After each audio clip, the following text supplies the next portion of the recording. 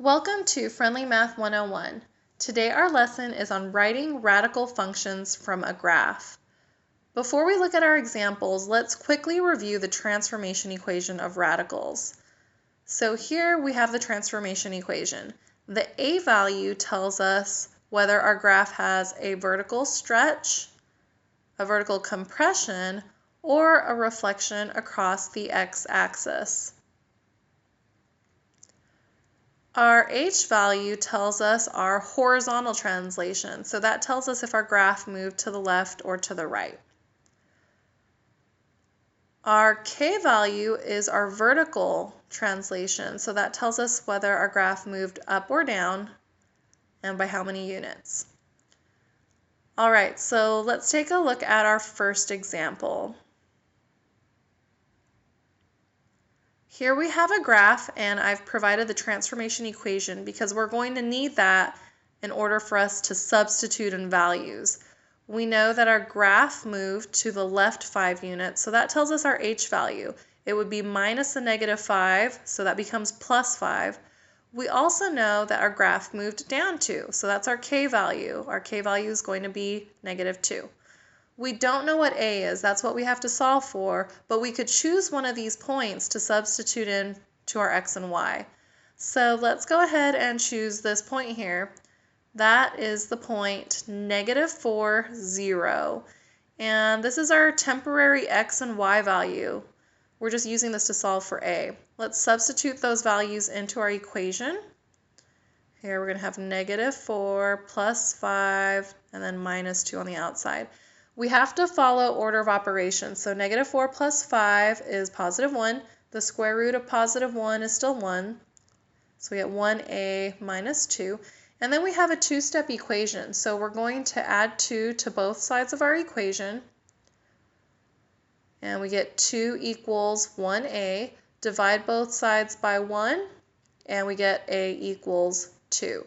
So now we have all the values we need to write an equation. We have our a value, our h value, and our k value. We just have to substitute those in.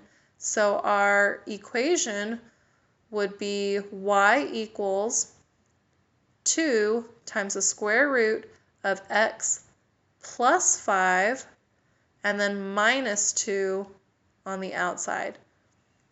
And that would be our answer. That's our equation for this graph. All right, so here's our second example. Again, we're going to figure out our h and our k first. So we know that our graph moved to the left 2, so that would be a negative 2, but minus a negative would become plus 2. And our k value, we know our graph moved up 4 units, so that's going to be positive 4. We're going to choose a point on our graph to substitute in for x and y. So let's go ahead and choose this point here. This is the point 2, negative 2. So that's our temporary x and y. Let's substitute these values into our equation. So we get negative 2 equals a times the square root of positive 2 plus 2 and then plus 4 on the outside. We're going to follow order of operations. 2 plus 2 is 4. The square root of 4 is 2. So we get negative 2 equals 2a plus 4. We're going to subtract 4 from both sides of our equation. That gives us negative 6 equals 2a.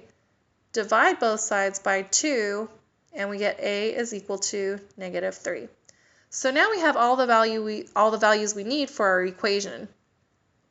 The function equation is going to be y equals, using these three, we're going to get y equals negative 3